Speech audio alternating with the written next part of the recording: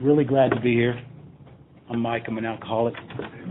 The one thing I've learned is that a few things I learned early on from coming up in a different time in the fellowships that when in Rome, do as the Romans do. So when I go to AA, I say I'm an alcoholic. And when I go to NA, I say I'm an addict.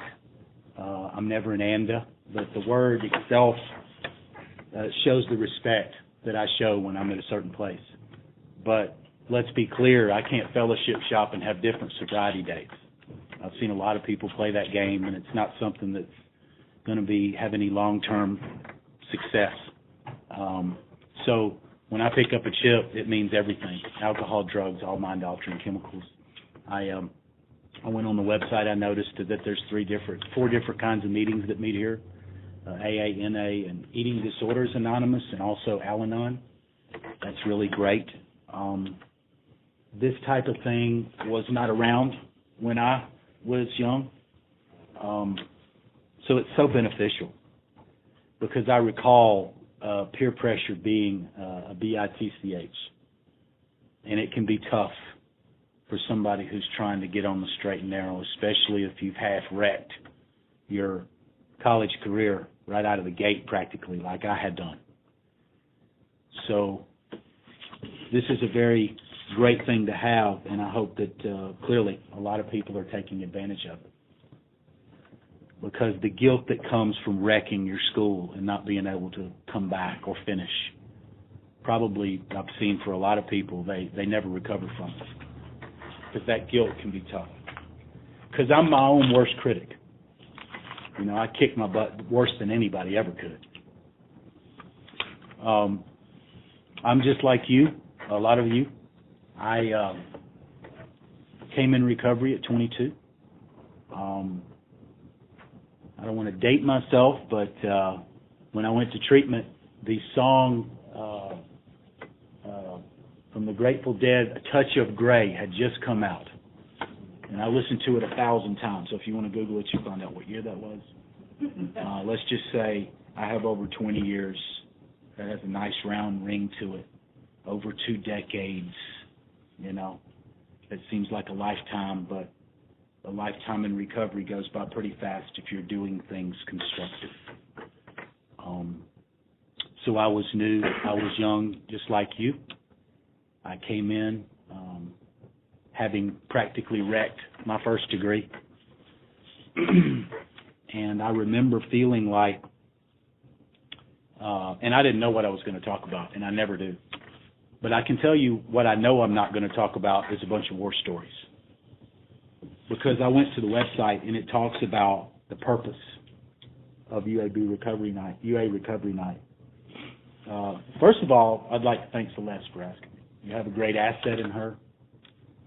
She's one of the few people I know from my meetings that have hit the ground running and came back to either finish her school or she's doing her master's, which is music to my ears, which you rarely see. I mean, you see it all the time because you're a captive audience. A lot of you are forced to be here. The impact, I understand. That's the thing that the school has put in place, obviously, and thanks to Johnny Maxwell, who started this whole thing, which is a great thing. Very visionary man. I read a little bit about it. I wanted to read up on what this was all about to find out what was going on. And it only makes sense because school is a business. I mean, I've gone far enough in school, I'll tell you a little bit about it, but I've rubbed shoulders with the highest of professors. I'm published. And, you know, the school is a business. It only makes sense that they would put something in place to help students from crapping out and be able to stay in school. Helps them, helps you, helps everybody. We should all be happy. Kumbaya. But I will say that peer pressure can be tough. And what a great thing, obviously, I see and you experience.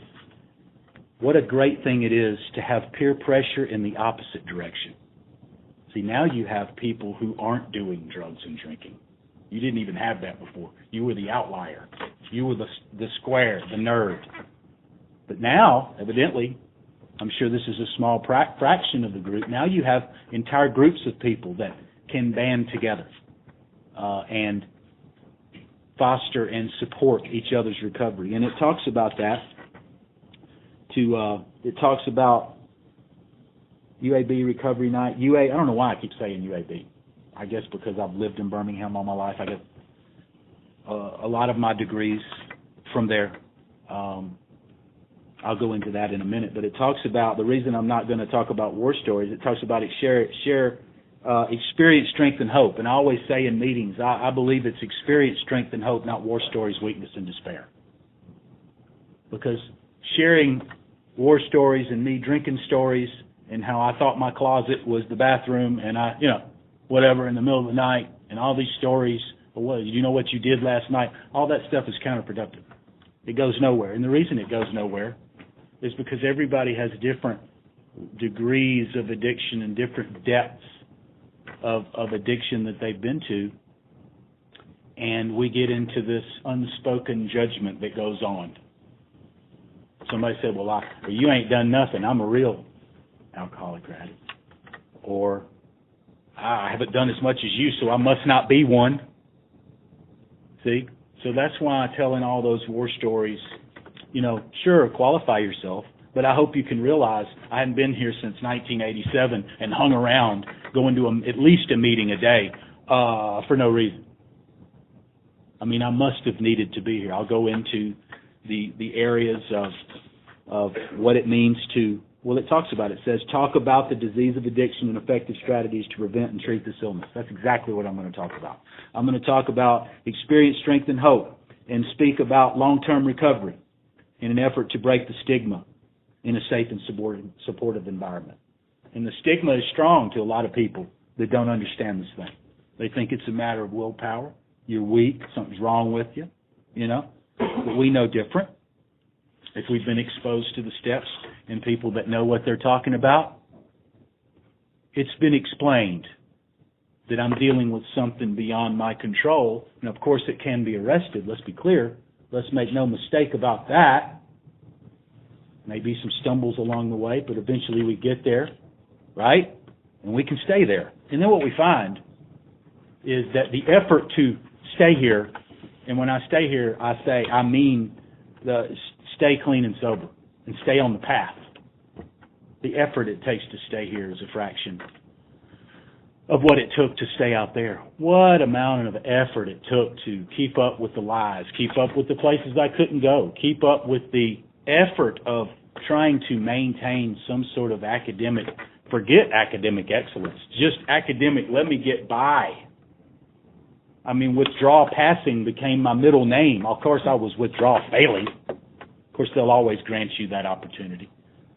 So, it began to crush around me like a crushing juggernaut, like the 12 and 12 talks about. Self-sufficiency became the crushing juggernaut whose spinal end was ruin.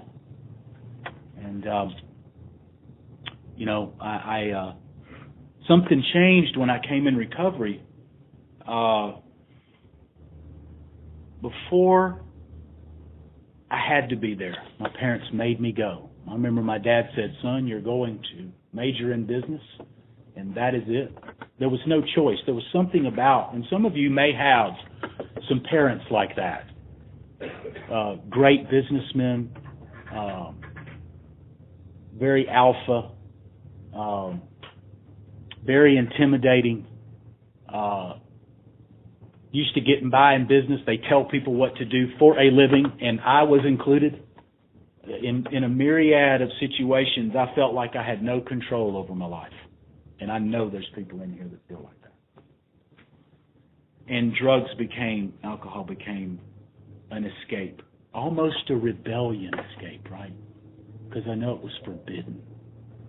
Of course, the forbidden took me over, not to the degree to where I sold my parents silver forks and stories that you hear. I definitely got off the elevator in time. So when I say I'm like you, I mean I'm like you because, look, let's be clear. Let's be honest. I'm not some washed-up drunk that used to live under the bridge. and I'm not some shot-out dope addict, you know. I quit when I was 22. I had not used 5 years, you know, and not used a lot of things that were out there, and there's like 10,000 more things now. You can't even pronounce some of the things that are out there now. Wouldn't dare try it on your worst day. Wouldn't, you know, I would be a total buffoon.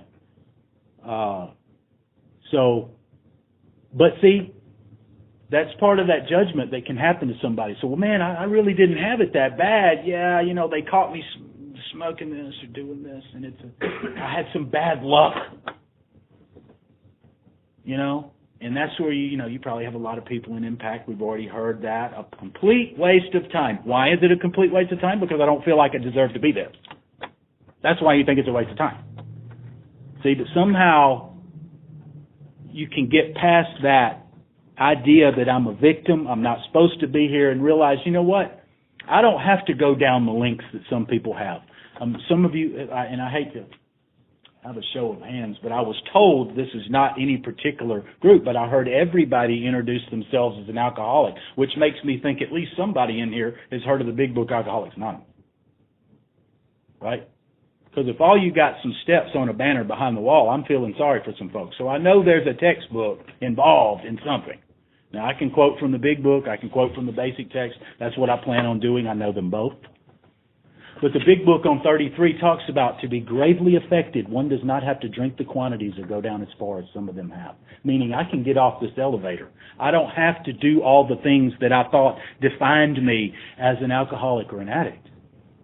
To qualify to be here, I can see the earmarks, as the book talks about, our textbook. And they should be right up your alley, right? Because we like textbooks in school. We like textbooks in recovery. It's no different. I need to study it like that. Tell y'all a trick I learned about textbooks. And then I'll go into my college career. Maybe I'll go into the backdrop that I have discovered as to why I took it so far. Which, in recovery, a large part of recovery is finding cause and effect. What is the cause and effect? We get in the 4-step, cause and effect. 4-step, I got these character defects. Effect, I ended up believing lies that weren't true, sometimes for years, about how things went down. I had a bunch of fancied resentments. I was eat up with resentments. Cause and effect. A trick I learned about textbook, and I learned this early on, textbooks can be expensive. And I got sick of going to the bookstore. And what I'm talking about is appropriate, because what are we talking about? It talks about it right here. To aid others in realizing their potential and development of recovery and life and coping skills necessary to excel in academic, social, personal, and professional arenas. So that's what I'm talking about. Anything I talk about school, it happened in recovery, because all my schooling happened in recovery. Everything in practically in my life. I mean, I'm not 22 anymore, obviously. I will not ask you how old I look. I know I do not look as old as I am. Thank God. But what I found as far as textbooks, I got sick of going to the bookstore selling my books back for, like 10 cents on the dollar? I was like, man, this is not cool. So I found out that editions don't change, so instead of going and buying the current edition, which is what they do, I would go to Amazon and buy the year edition right before it for $5, and I found that got me through most of my school. And I had to spend very little on books, and that worked great, especially in law school. I mean, that was like a godsend, because some of those books are like $250. Total insanity to spend that when you can spend $15 and get the edition before when there's no changes. My schooling includes, let me tell you about 3 things. One of the reasons I stayed in school so long in my recovery is school provides to me 3 things that you can't buy anywhere. And it is something that my estimation is that we crave. Addicts and alcoholics crave this. What is it? Structure. Man, I love the structure. Let me tell you, just break it down for you. I miss school so bad, I can't stand it. It was a part of my life for so long, but I can't even go any farther. I mean, I got a postdoctoral. I mean, I'm just going to have to go back and just hang out or something. I don't know. So what does it provide? Structure. What does it provide that I crave so much? Reward system. Effort, grade. Effort, grade. Oh, I get my payday every time. And let me tell you, if you're in recovery, there's no excuse to fail, people. Let me just break it down for you. You have to beg to fail. If you're in recovery, you can just forget it. I mean, it's a cakewalk. I came in recovery, it was all A's and B's. It was the hardest thing on earth before that. Of course, I was taking test high, which is dumb. I was dumb. I was thinking that my best thinking got me here, and you've heard people say this. How far from the truth that is. Was that really my best thinking? No, my friends. I have experienced my best thinking since I've been here. And my best thinking is the best it's ever been right now. I am razor sharp. And it feels good to feel that way. And here's what feels good. It feels good to be proud of that. Because I used to think it was cool to be anesthetized. I used to think it was cool to be that guy on Facebook. So, dude. I mean, have y'all seen this fool? I mean, it's funny to watch this guy. So, dude. Or whatever that guy is. I know you know what I'm talking about. Some people do this. If you don't or whatever, you need to go find him. Because he's like, so, dude. What's up, dude? Is what he's saying. But he's so high, you can barely, And that was so cool, right? That's what I wanted to be. I reveled in the idea that I was so dude. And it was like, that was like my badge of honor, right? And I looked back and was like, who was that fool? I'm talking about myself. Who was that idiot that thought that was cool? See, and the script has been totally flipped on my life. What's the third thing? We talked about school giving me, and this is in recovery life now, because I have a unique opportunity here to speak to everybody in here who's in recovery and in academia. That is such a rarity in my universe because I go to meetings. A lot of times people haven't done that. Let's just throw that out there. You know, the only letters they got after their name is GED. I've got 30 letters after my name, and none of them, there's no GED. Okay, let's be clear. So I'm not able to espouse these things about academia that we so crave and need being in recovery and in academia that I can in this room. I can't ever get to talk about this stuff. Because number one, it would be like talking Greek. Number two, it would be counterproductive because I would be talking down to people. I don't want nobody to feel bad, you know. So I have a unique opportunity to speak to people who are just like me. You're just like me. You appreciate this idea of an institution of higher learning. We talked about it giving structure. I crave. We're talking about giving it a reward system. I crave. And we're talking about the third thing that it gives me that you can't get anywhere is I'm on a path that goes somewhere. And I have found for me that feels good for recovery, you know, because the meetings I go to, you know, a lot of people are gripped with the idea, well, I just didn't use today, and that's just the best it's ever going to be. And I'm like, wow, man, I need, you know, somebody needs to blow their brains out because there's got to be more. And there is more. Everybody in here knows it. I'm telling you, it's a fact. It's written. I got an entire wall that proves it. I came in recovery and got that reward system, the structure, the desire to go somewhere, and I was going to meetings too, and I said, I just need to stay in and continue to progress. So I got a BS in finance, a BS in accounting, and then I got me an MBA, and then a master's in accounting, and then I went and got a law degree, right? And my last degree here, I'm like you, I'm an alumni of University of Alabama, a couple of blocks away, University of Alabama School of Law, got a postdoctoral LLM in tax law just a few years ago. In recovery, I became a lawyer, passed the bar first time. CPA, passed CPA exam first time. This is not things that addicts and alcoholics are supposed to do, right? I mean, you go to enough meetings, you hear people pontificate about the negativity of giving themselves something to live down to. Oh, it's a fact. Go to some outside meetings. You'll hear it. Hey, I believe in giving myself something to live up to. And it's not my words. I'll tell you one thing about this meeting is the same. Half the people are checking Facebook. But that's okay. It's all good, babe. I know what the deal is. I come from a time where you had to rush home in your car to check your answering machine to see if somebody called while you was gone and they left on a little tape in a box in your house. There was no cell phone.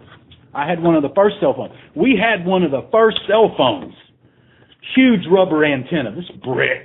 Oh, no text, you can forget it. Facebook, what is that? So, we're in the information age. So now your excuse can be, oh, I wasn't on Facebook, Mike, and showing disrespect. I was looking at my big book on my phone. Okay, cool, man, I understand. I would be looking at it too. I'm with you. I've got it on my phone right here. It's all good. I understand. I've played all the games. I've been to all the meetings. I made 180 meetings my first 90 days. It can be done, by the way. So let's talk about cause and effect a little bit. A lot of times I talk about, and this is a little bit of a different animal. I spoke at a lot of places. I spoke at Chattanooga last week. I was in Biloxi less than a year ago. Those were actual meetings, but this is a little different, so I'm a little out of my comfort zone. I don't know what's cool and what's not cool. I know I'm not supposed to cuss, which I have done great, because I am liable to slip one in there, baby. Sometimes a well-placed cuss word can give accentuation. I mean, it can really make it, But the trap is, the next thing you know, it's F-bombs everywhere and it's a nuclear blast, which can happen easier than you know. But what I usually do is I talk a little bit about my childhood, but I talk about it in terms of things that apply directly to the 12 steps and the things that we learn here. Because other superfluous information is meaningless. Like I was born in Nantucket and my parents had a sailboat. So, but the thing about it is that there was two specific ones, and one that would explain cause and effect, why I had to spend so much time of my life in school.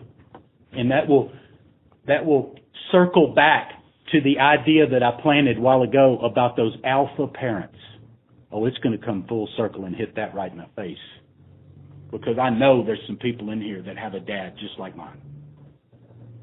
So one of the things from my childhood, and we're talking about the makeup of an addict, and what I have to realize is that I was dealing with things about me before I ever took the first drink or drug that made me need that stuff. See, that's the thing that a lot of people miss. You want to think, oh, well, alcohol and drugs is the problem. Wrong answer. Wrong answer. If you want to stay, wrong answer. If you want to just blame it on that, you'll touch the surface, things will get better for a minute. They'll take you off MCAT, or what was it? Impact, and then it's crash and burn in 2 semesters. But if I go farther and I see there's things that these steps can help me with about me that made me need the drinks and drugs, then I can alleviate the actual need. It's no wonder I don't have to drink and drug anymore. The things have been dealt with. The issues have been dealt with. The issues have had light shed on them. And I see it for what it was. Whether it was hidden by me or just unspoken by me, but I actually knew it. But I wasn't willing to say it out loud. Because there's something about saying things out loud. And that's where our 5th step comes from. It comes from another book. Confess your faults one to another that you may be healed. So our 5th step is about saying something out loud. Not so much so they'll hear it, but so I will hear it, because it makes it a living thing. And when I say I have these things about me, it makes it real. Up to that point, it could be hidden, and I can have plausible deniability. So one thing about my childhood was there was these stickers. See where I'm at? See, time can fly. See, time flies. It can fly away. And I haven't told not one more story. See, the one thing that it's one of my pet peeves about speaker meetings. I see so many people in there. Oh, you know what else I can say in this room that I can't say in other meetings? Roll Tide. Roll Tide. You can't say that in a meeting, baby. A meeting is like this detente. Everybody's got to be cool. Now, you can't talk about religion. You can't talk about politics. And you can't talk about Roll Tide. Because you got half the room that ain't Roll Tide, right? You know what they are. Something about a bird. I don't know. So you can't talk about it. But here I can talk about it. And it's so cool, right? Because it's Roll Tide. It's Roll Tide on my hat. It's Roll Tide on my shirt. I'm all about Roll Tide. Let me digress and talk about something called the sandwich game. And this ties into less about football but it's a vehicle to get across something that I've learned about recovery. Now, what is the sandwich game? I took a graduate level handicapping class way back when, one of my masters.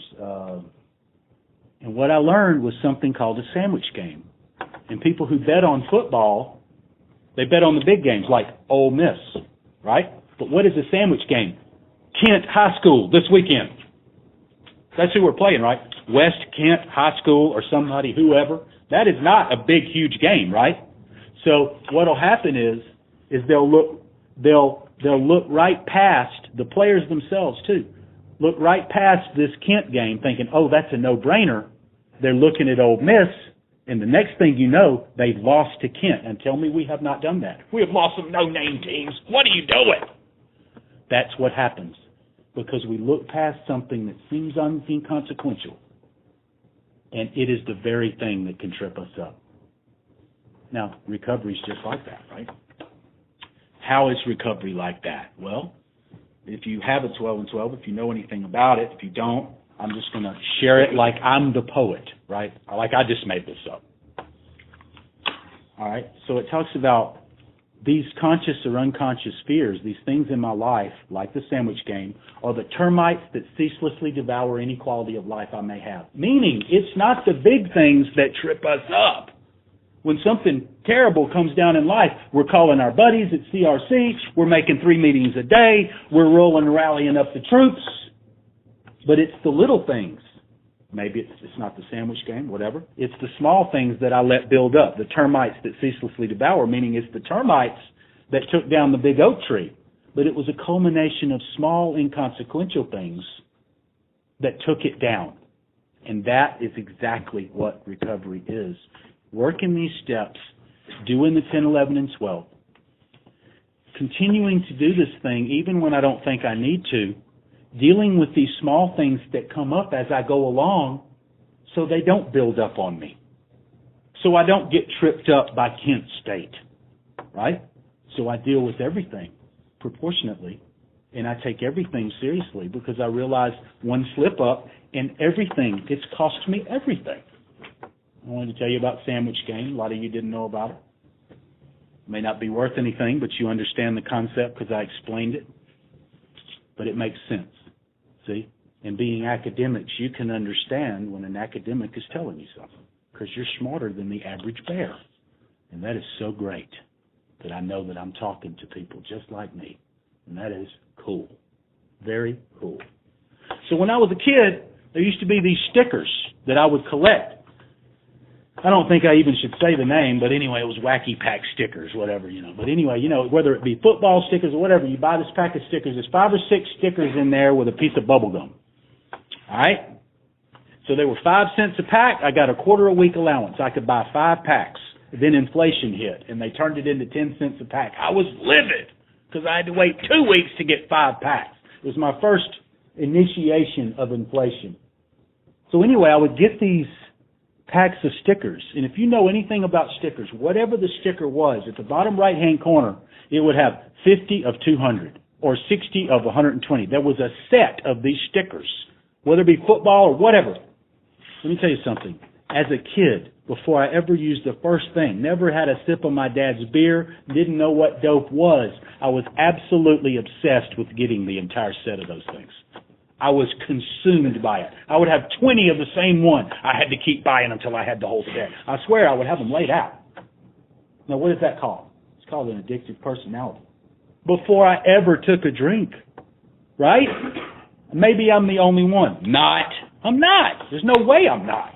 I'm not some freak of nature. We're talking about real things. We're talking about cause and effect. We're talking about looking back in a real way and accepting within myself there were things going on that was before I took the drink. When I'm telling myself drink and drug is the real problem, let's deal with me and alleviate the need for that stuff altogether. That's why I've got over 2 decades. Not because I'm sitting on my hands white-knuckling it. Can't even go in the convenience store because they have a beer counter. That's not living. That's serving a sentence. So I had to have the full set. And here's what's so weird. I would have the full set, and I would sit there with that stack. And I would get this elation and everything would be right with the world for about 10 minutes. And you know what would happen? My mind would tell me, what about the next set? And I would be consumed once again. An endless cycle of searching, an endless cycle of happiness just left. It's over there. As soon as I would get there, guess what? It just left. You could never find it. I don't care what party it was. Who was supposed to be there? Oh, it's happening over at Farrah Hall, even though there's not a room 138. Even if you were told there was one, you would look endlessly to find it. You would write it on the door. You would get there and, oh, it just left. I never could find what I was looking for. I never knew what I was looking for because it can't ever be as good as I'm conjuring it up to be. It was always a disappointment. That's why I used more and more to find something I could never find, chasing after that first hit of whatever. All those problems have been solved. What's the next thing about my childhood? Dr. Bob, one of the people that wrote the 12 Steps, you may find this interesting, was an only child himself. And he said in his story, Dr. Bob's Nightmare, that he was an only child and engendered the selfishness that played such an integral part in bringing about his alcoholism. So what trap is that? That trap is, oh, well, I come by my selfishness honestly. I had no brothers and sisters. I didn't have to share my toys. The universe did revolve around me. Thank you very much.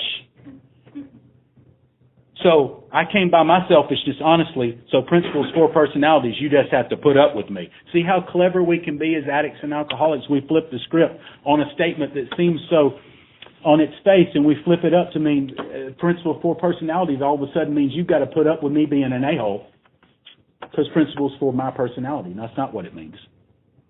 It means I need to realize this one simple truth that I missed for so long. I need to realize that my rights end where another person's begin.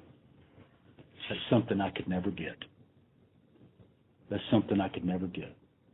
And once I get that, I realize how I've been running roughshod over everybody in my life.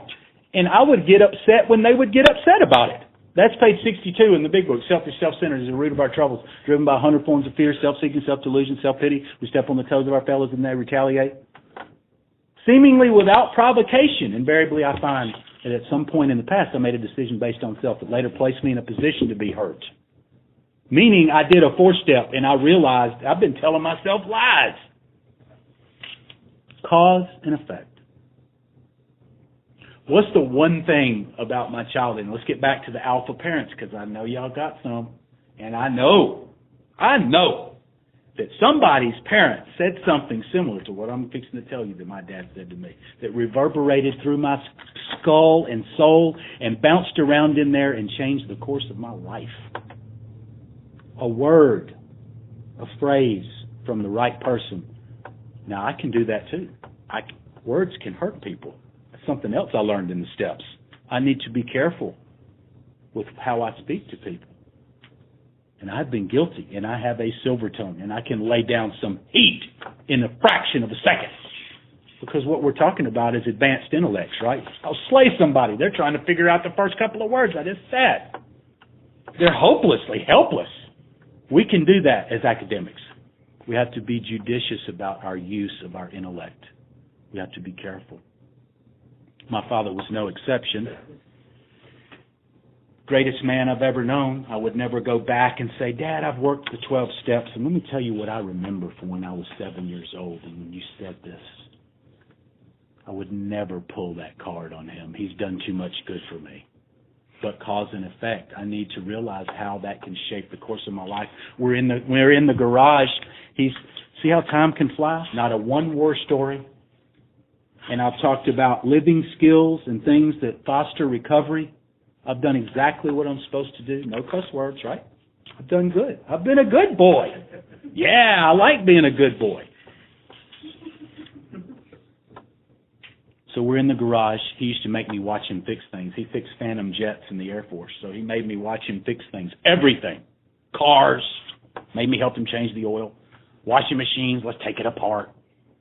So I wouldn't be afraid when I was older to try to fix something because he said you can save a lot of money. Now, he's a millionaire, okay? And I would say, Dad, why don't we have to do this? How do you think I got this money, son? By not giving it away. Sam Walton, that owned Sam's, drove a piece of crap truck Okay? He could have bought a Ferrari. But the practical, frugal nature of these people that grew up in a time that we cannot fathom, when him and his 7 sisters had no shoes. No matter what can happen, they still have that. See? And sometimes it can come out on these spoiled brat kids that they have, that don't show the kind of respect that they could not possibly fathom that they know to show, because they're coming from 2 different worlds. And there I was, a spoiled brat, selfish by honesty. Must have pissed him off. I knocked some tool over, and he said, and I remember the exact spot that he said it. I remember where in the garage he said it. Have you ever had one of those things? You remember the exact spot.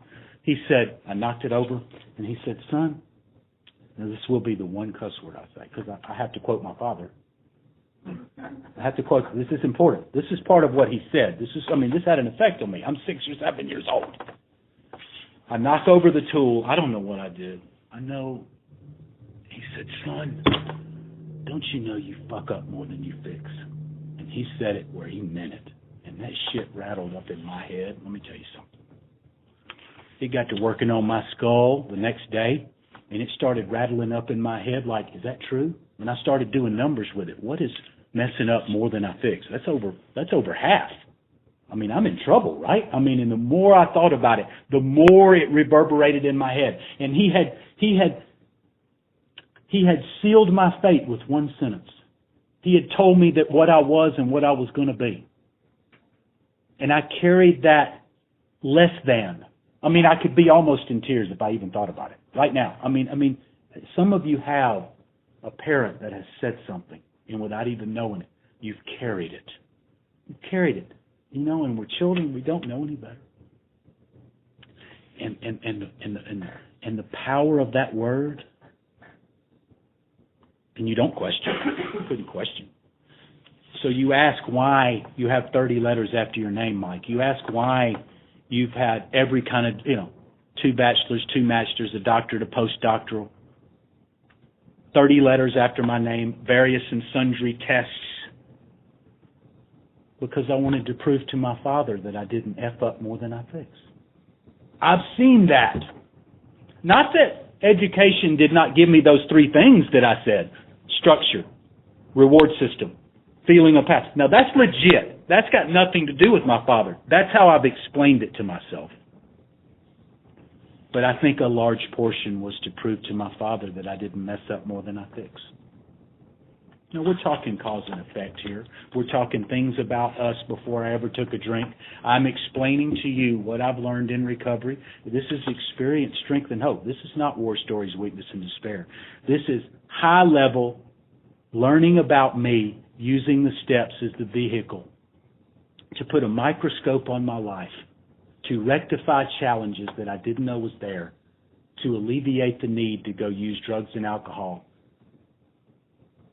to fulfill something. I've learned who I am. And I've learned that I don't F up more than I fix. And I have proved it.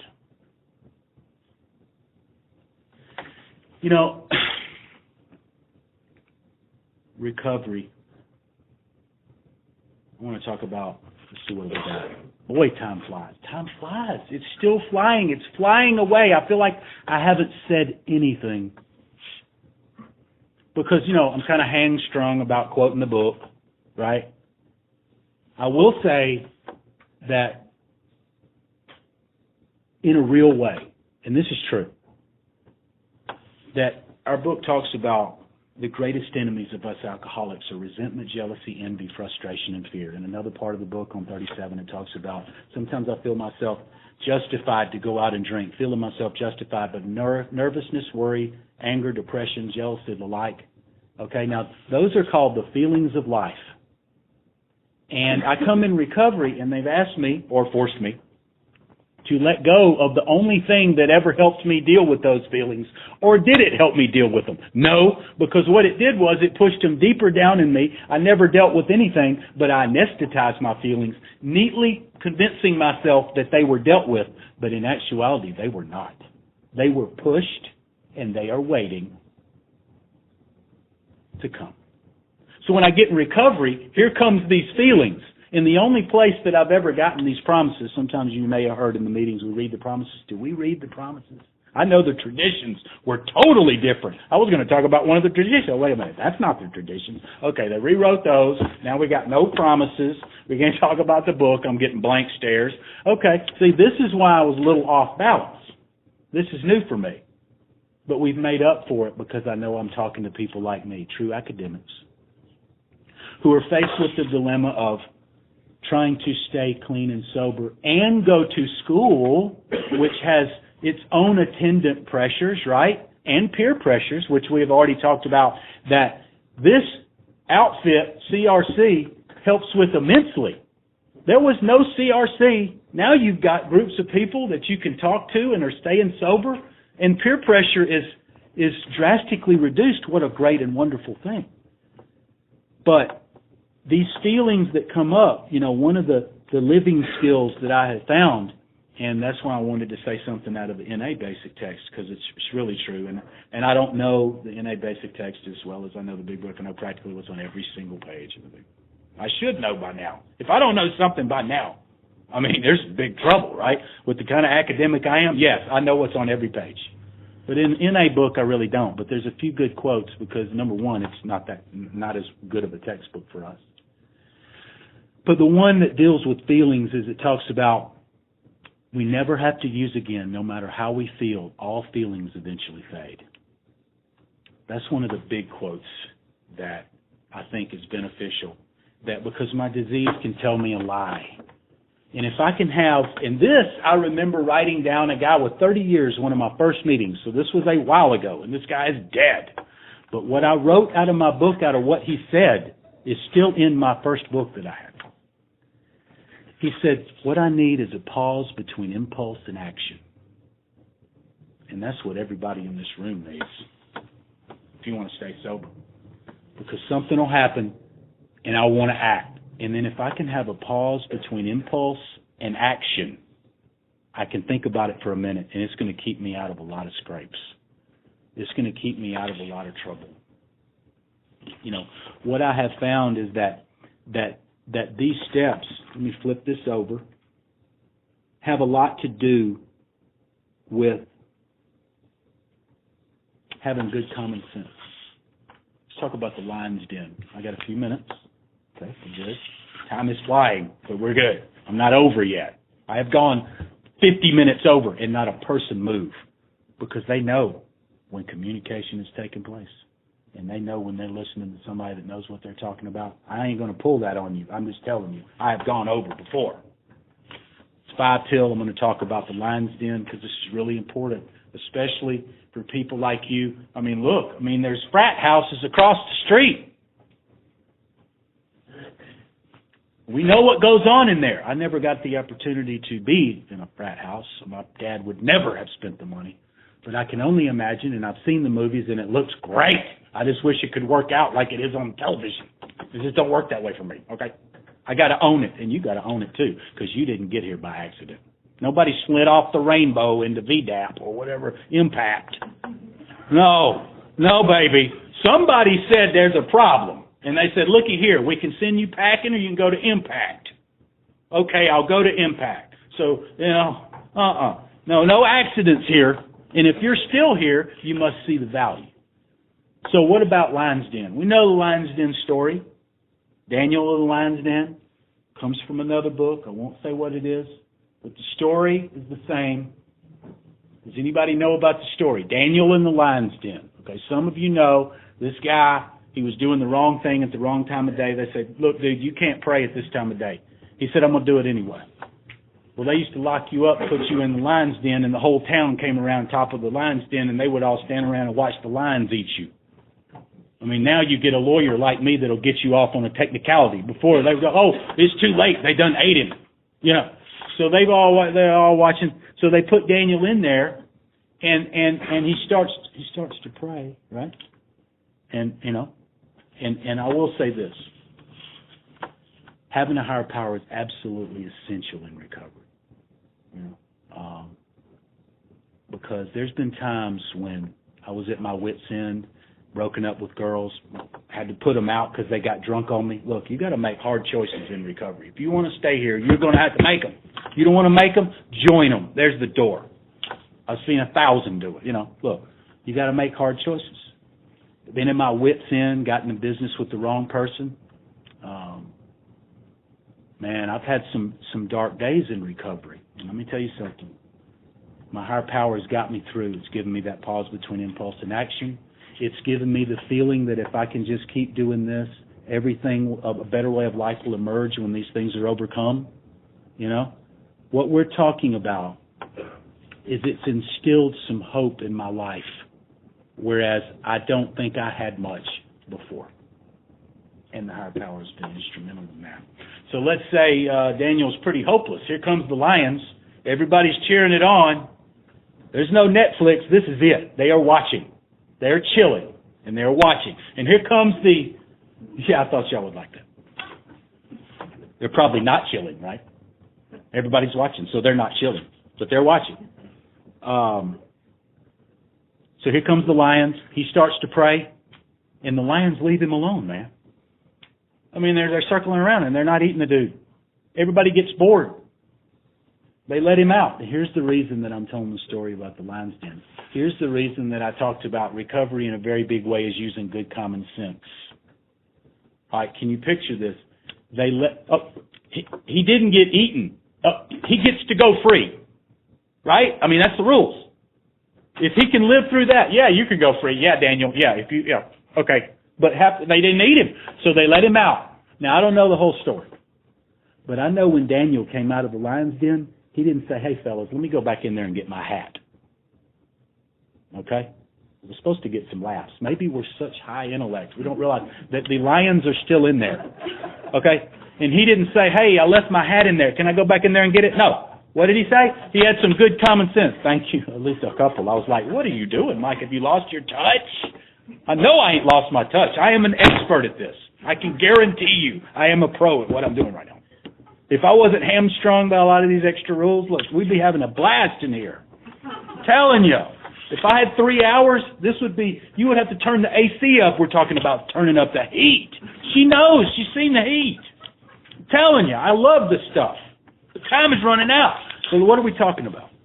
We're talking about Daniel using good common sense and not saying, "Hey, let me go back in there and get my hat." Well, in recovery, I need to use common sense. I don't need to go up in the frat house when they're having a party and I got a test tomorrow when I know dang well what's going on just to see if somebody's got a hat. That's called stupidity. I'm the guy, and I remember having to go home after meetings when everybody else was doing stuff because I had homework to do. I was the guy that showed up in class. I'd read my assignment. I'm not some front row brown noser. I hate those guys. I was the guy in the back leaning up against the wall with his feet on the table who knew all the answers. That's the guy I am. Yeah, I went home when everybody else was going to have fun because I took my recovery and my academic career seriously after I got in recovery. Because in the final analysis, what are you here for? Aren't you here to get bullets? Or are you here to just get by? You know what a bullet is, right? It's an A. I want straight bullets. I mean, I made Dean's List every semester in law school. I take my stuff seriously. And we need to take our recovery seriously. Or something's going to bite us in the butt. And talking about all the king's horses and all the king's men couldn't put Humpty Dumpty back together, even Impact's going to get tired of dealing with you, right? I mean, I don't know what the rules are. I'm just saying what a wonderful opportunity we have here and how precarious it can be and how much of a part I play in my recovery. Let me tell you the story of a guy that has a bunch of time. What do we got? Almost there. A guy that's got a bunch of time. He usually says this in a meeting, and I use this as a vehicle to talk about how much of a part I play in my recovery.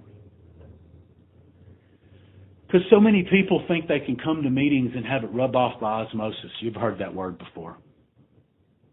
just sit in a chair and the miracle of AA and recovery is going to rub off by osmosis, and all of a sudden all these cause and effect realizations just happen instantaneously by me just sitting in a chair. Not. Untreated alcoholism, if they take the sauce and the dope away from me and I've got no steps, I am in a bad way, people. I'm terrible to be around. I've still got all my defects, and I don't have my drugs or alcohol. I need some relief, and let me tell you something. My mind will remember where it used to get that relief if I don't replace it with some things from the steps. This old-timer used to say, sitting in a room is not going to turn me into a recovered member of Alcoholics Anonymous any more than sitting in the middle of a garage is going to turn me into a Toyota. He always gets laughs when he says that. But I had to come up with something a little different because you and I both know as highly intellectual people, geniuses maybe, right? We're all geniuses. I can say that because I'm quite sure that I see some geniuses out here. That no matter amount of steps I take, I could never turn into a Toyota. But I can tell you this, I came up with another one that makes plenty of sense. Just because I own a Walther PPK don't make me James Bond. I did just buy a Walther PPK. Very hard to come by. Walther PPK as stainless, just like James Bond. But here's a big problem. Unless I take lessons like James Bond, I don't turn into James Bond.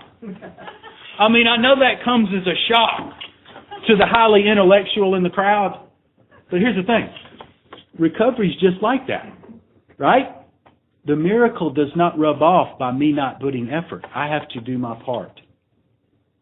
What I have found is that God's going to more than do His part. I'd say HP, excuse me. I don't want to ruffle anybody's feathers. I come from a time in the late 80s when if you went to an NA meeting and you said, God, oh, it's HP here, bro. You're in the wrong place. I'm serious.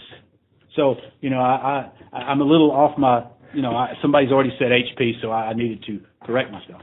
So HP is going to do more than his part. But I got to do my part.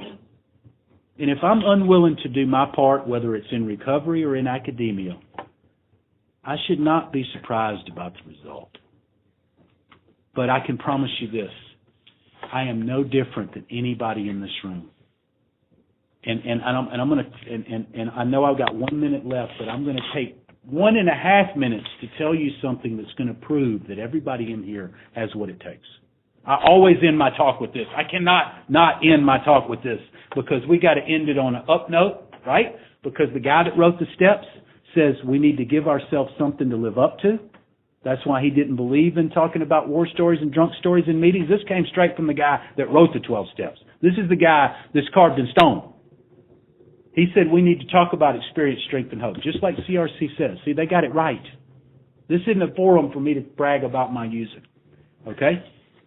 So we need to leave it on an up note, and the up note is going to be I'm going to prove to you that everybody in here has what it takes to not only end up with a postdoctoral in less than 20 years, maybe a little more. There were some time gaps in there. I mean, I didn't stay in school the whole time. But I can guarantee you'll stay sober and clean for the rest of your life. You have what it takes.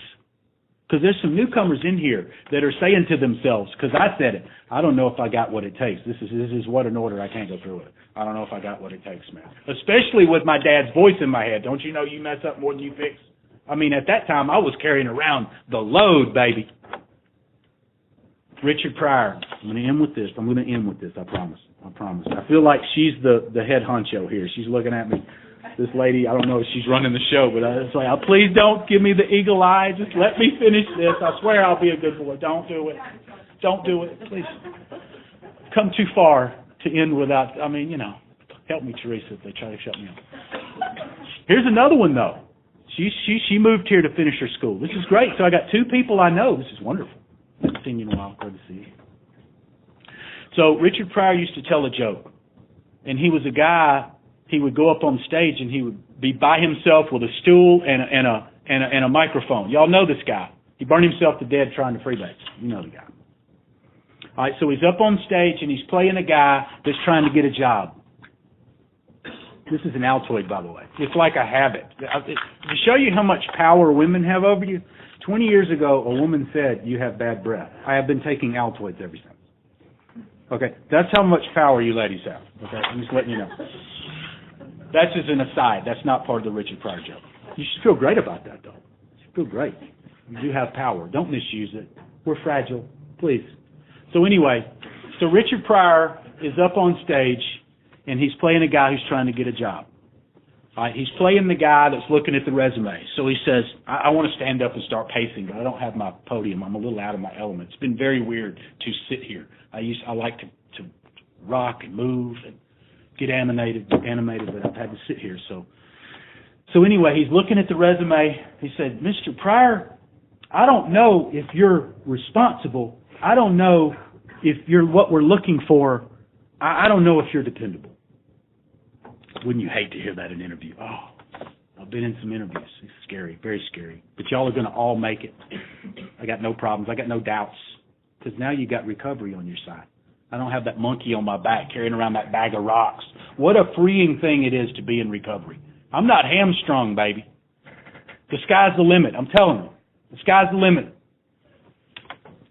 So he says, I don't know if you're dependable. Then he plays himself. And he says, what do you mean I'm not dependable? For the last 5 years, I've had a $500 a day drug habit. I ain't missed a payment. I usually get tons more laughs. There must be an intellectual deficiency in that story that I need to access somehow. So what is that story saying? That he had an amount of energy that he was willing to expend to get what he needed to get when he was out there. And what was the story designed to do? It was designed to show everybody in here that you have what it takes to make it in recovery. Why does the story prove it? Because we all know what he did. He went to whatever lengths he had to get his beer or his stuff or lie to whoever or keep up with all this. He did what he needed to do to get his DOC. I have a reservoir of energy when I get here. If I put half that effort into recovery, I'll never miss a payment. I guarantee you. And everybody in here has exactly what it takes because you know what it's like to do what you needed to do to get that stuff. Whether you think you got here by accident or not, you may soon realize that you may be one of us. If you're the one outlier that's got here by accident and it was bad luck and somebody shoved it under your seat and it wasn't even your stuff, so be it. I'm really not talking to you. But if you're really supposed to be here, you know what it talks about to not miss that payment. You know what the effort it took. I'm telling you that the effort it takes to stay in recovery for the rest of your life and excel in academia. And that's what the reading said I was supposed to talk about. Living skills to excel in academia and life without the use of drugs or alcohol. That's the mission statement of CRC. I'm telling you that you can do this if you put a fraction of the effort that it took to stay out there. Now that's ending on an up note, baby. Now we got something to live up to. All right? Now I have to end with a statement that I always say. It's in one of our steps. It talks about it. It says, if I've had it, I must say it. And I say it at the end of every time I share. And it's really important because the newcomer needs to hear it. That it wasn't just me that did this. Oh, I'm just going to pat myself on the back. And it was me that did all this recovery stuff. No. I'm going to end with this statement because time has gotten away. I've had a spiritual awakening as the result of these steps, and I'll pass.